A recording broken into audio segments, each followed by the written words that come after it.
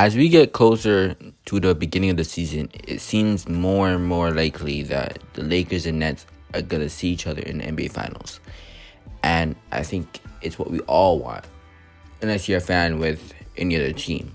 Majority of the fan base wants to see this specific matchup. The Nets and the Lakers have been doing moves by moves to slowly tweak their roster.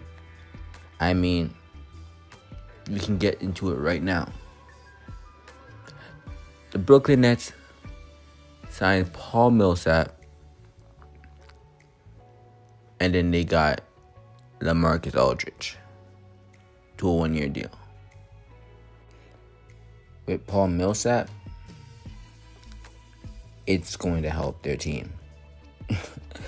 I think more than people even know. Paul Millsap is a very smart player. With Jeff Green gone, you could fill him into that 4 spot. Play him as a small ball 5. He can play without the ball. He posts up. He shoots the 3.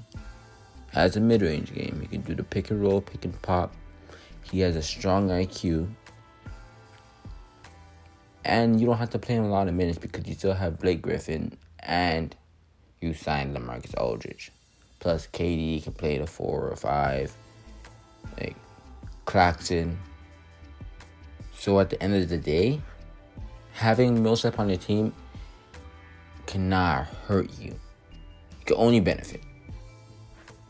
With LaMarcus Aldridge, this is an interesting signing.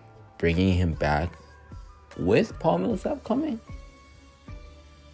oh yeah, the Brooklyn Nets will be a problem. In my opinion, if LaMarcus Aldridge was there last year in the playoffs,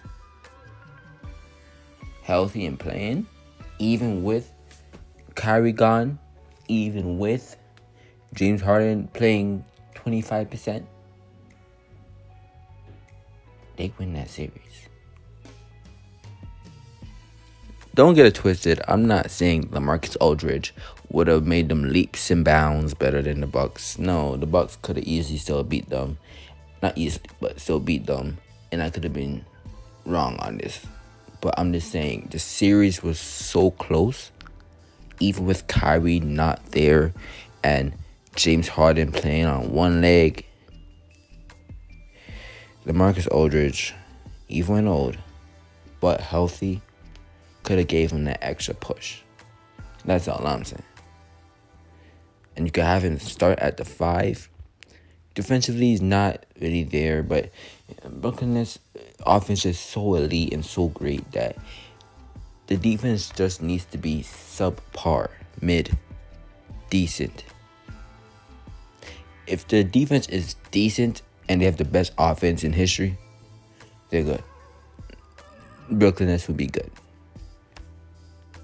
The last signing, and to be honest, the least important, but still interesting signing based on story, DeAndre Jordan expected to sign a 1-year deal with the Lakers.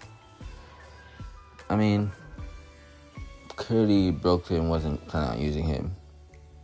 They got Paul Millsap, Blake Griffin, LaMarcus Aldridge, KD. I mean, they have enough forwards and bigs, center. They're good.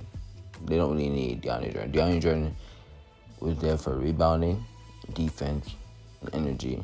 He didn't really get that. He was really a non-factor. He didn't really do anything at all. I mean, him coming to the Lakers, it's cool, going up against a team that you were just with. Signed to the Lakers. I don't really expect him to play that much because Marcus Gasol's there, Dwight Howard's there, Anthony Davis. I don't really see him getting a lot of playing time or even any playing time. I mean, he's there for support. When big leads, garbage time, he'll probably play. But, a cool piece to have, I guess. I don't really see anything big about that. It's not really like a big signing. But, the Lakers roster as a whole is interesting. along with the Nets. And the fact that the teams are filling out great, it's just lovely to see. I mean, a Lakers and Nets finals, if we don't get that, it'll be the biggest disappointment in recent NBA history.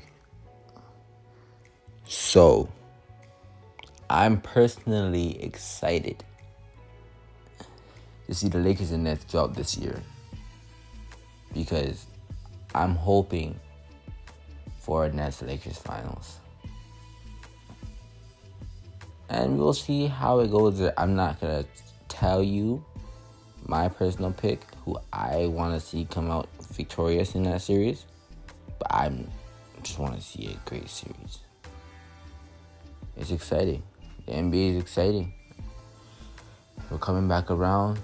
Training camp, preseason. Let's get to it.